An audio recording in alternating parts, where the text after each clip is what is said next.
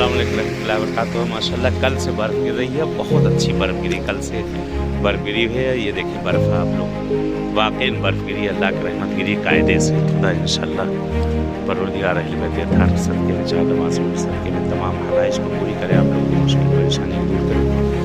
बहुत अच्छी माशाल्लाह बर्फ़ गिरी है। ये देखिए चलने का रास्ता जो है मुश्किल पड़ रहा है। मशहद की बर्फ़, सफ़ेदी ही सफ़ेदी, हर तरफ सफ़ेदी ही सफ़ेदी।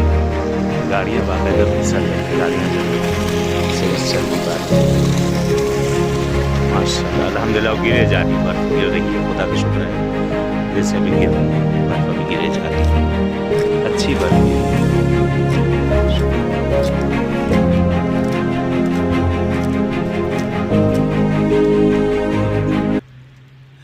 बेहतरीन बर्फ़ गिरी है माशाअल्लाह, अल्हम्दुलिल्लाह। और अभी गिरी रही, खुदा का शुक्र। परवरदिगार इस रहमत के सदक़े में ज़माने के इमाम का ज़हूर कर, जो मुश्किल परेशानियाँ हैं सबकी उसको दूर कर, बीमारों को शिफ़ा दे परवरदिगार, हाजतमंदों की हाजतों को पूरा कर दे इंशाअल्लाह इंशाअल्लाह।